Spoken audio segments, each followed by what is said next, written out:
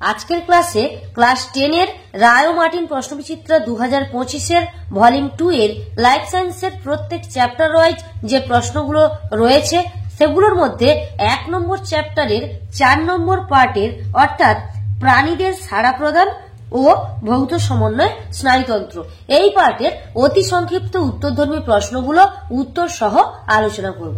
আগের ভিডিওগুলোতে ফার্স্ট চ্যাপ্টারের 3 নম্বর পার্ট পর্যন্ত প্রশ্নগুলোর উত্তর আলোচনা করেছি।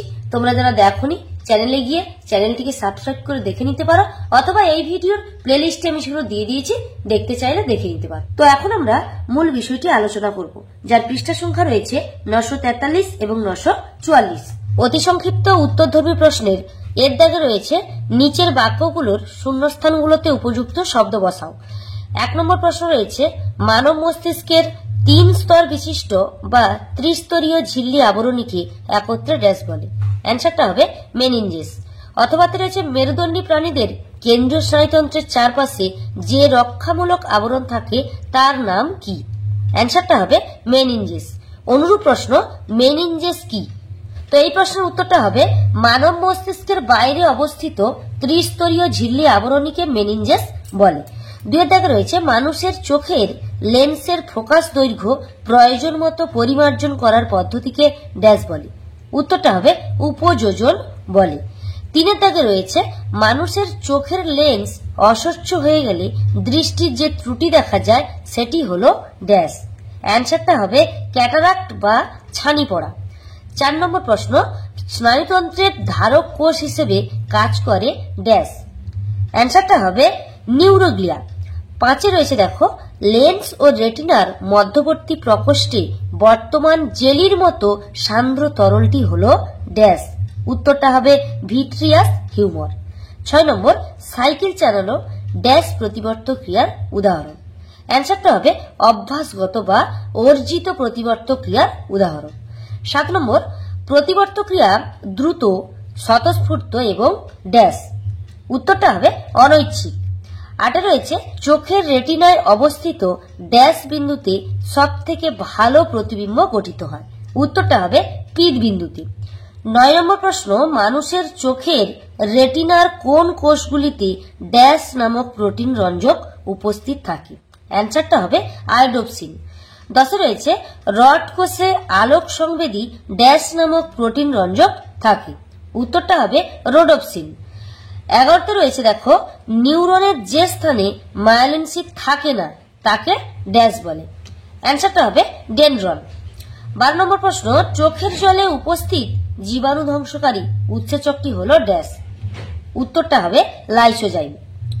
13 নম্বর প্রশ্ন রয়েছে দেখো নিউরন বা স্নায়ুকোষগুলি সমন্বিত হয়ে ড্যাশ গঠন করে।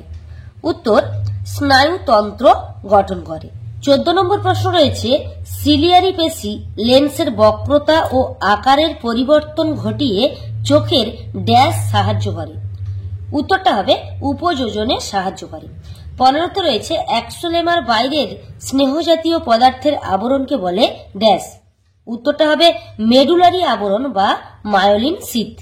16 রয়েছে কোষদেহের ড্যাশ থেকে অ্যাক্সন সৃষ্টি হয়।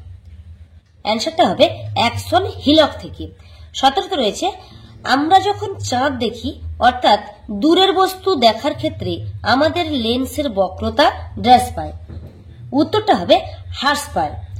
18 নম্বর মানব মস্তিষ্কের প্রকোষ্ঠ বা নিলয়ের সংখ্যা ড্যাশটি।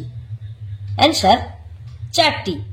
19 রয়েছে সংজ্ঞাবহ ও আজ্ঞাবহ নিউরনের কাজের মধ্যে সংযোগ স্থাপন করতে উপস্থিত থাকে ড্যাশ নিউরন। উত্তরটা হবে সহযোগী নিউরন।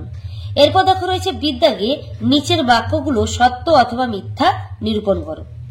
1 রয়েছে দেখো দূরের বস্তু দেখার ক্ষেত্রে লেন্সের ফোকাস দৈর্ঘ্যের বৃদ্ধি ঘটে। এই বাক্যটি সত্য। 2 রয়েছে অ্যাসিটাইল কোলিন ও অ্যাড্রিনালিন হলো নিউরোট্রান্সমিটার। এই বাক্যটি মিথ্যা, কারণ দেখো অ্যাসিটাইল কোলিন নিউরোট্রান্সমিটার কিন্তু অ্যাড্রিনালিন নিউরোট্রান্সমিটার নয়, তাই এই বাক্যটি মিথ্যা। 3 রয়েছে দেখো কোরয়েড লেন্সের বক্রতা ও আকারের পরিবর্তন ঘটিয়ে চোখের উপযোজনে সাহায্য করে। এই বাক্যটি মিথ্যা, কারণ কোরয়েড নয় সিলিয়ারি পেশি লেন্সের বক্রতা ও আকারের পরিবর্তন ঘটিয়ে চোখের উপযোজনে সাহায্য করে। 4 নম্বর, স্নায়ুকোষের নিউরোলেমা স্থানে স্থানে বিচ্ছিন্ন হয়ে র্যানভিয়ারের পর্ব গঠন করে। এই বাক্যটি সত্য। 5 নম্বর, হাইপোথ্যালামাস মানুষের দেহের ভারসাম্য রক্ষায় সাহায্য করে। এই বাক্যটি মিথ্যা, কারণ মানুষের দেহের ভারসাম্য রক্ষায় সাহায্য করে লঘু মস্তিষ্ক। 6 রয়েছে, মায়োপিয়া হলো নিকট দৃষ্টির ত্রুটি। এই বাক্যটি মিথ্যা, কারণ মায়োপিয়া হলো দূরদৃষ্টির ত্রুটি। 7 নম্বর, আজ্ঞাবহ স্নায়ুর একটি উদাহরণ হলো অপটিক স্নায়ু। এই বাক্যটি মিথ্যা, কারণ দেখো অপটিক স্নায়ু হলো সংজ্ঞাবহ স্নায়ুর উদাহরণ। 8 নম্বর প্রশ্ন রয়েছে, দশম করোটীয় স্নায়ু হলো একটি মিশ্র স্নায়ুর উদাহরণ। এই বাক্যটি সত্য, কারণ দেখো দশম করোটীয় স্নায়ু হলো ভেগাস, আর ভেগাস একটি মিশ্র স্নায়ুর উদাহরণ আমরা জানি। 9 রয়েছে, হাঁচি ও কাশি হলো জন্মগত প্রতিবর্ত ক্রিয়া। এই বাক্যটি সত্য। 10 নম্বর, দূরের দৃষ্টি ব্যাহত হলে অর্থাৎ হাইপারোপিয়ায় প্রতিবিম্ব রেটিনার পিছনে গঠিত হয়।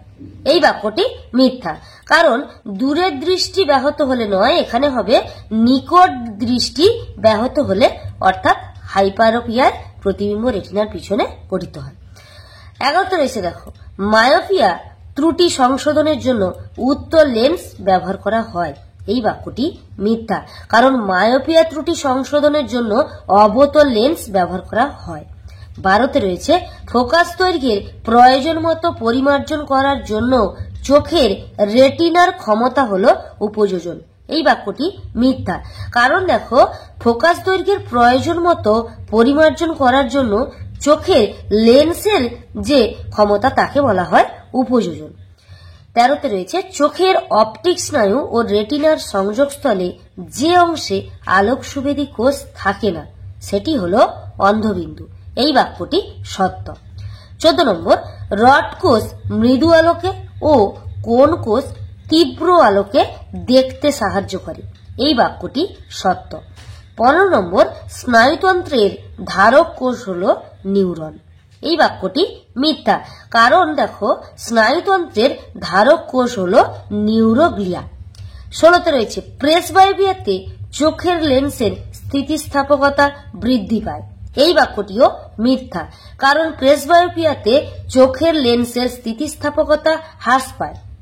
17 রয়েছে দেখো, মস্তিষ্কের নিলয়গুলিতে সাইনোভিয়াল তরল পূর্ণ থাকে।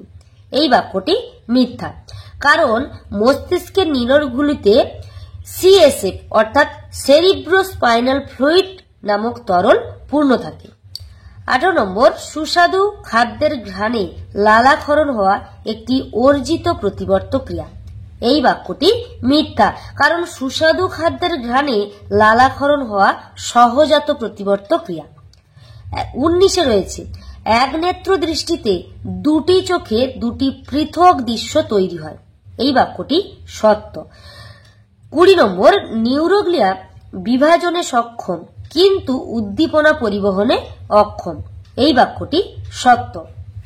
21 নম্বর প্রশ্ন রয়েছে দেখো, কাছের বস্তু দেখার সময় সিলিয়ারি পেশি সংকুচিত হয়। এই বাক্যটিও সত্য।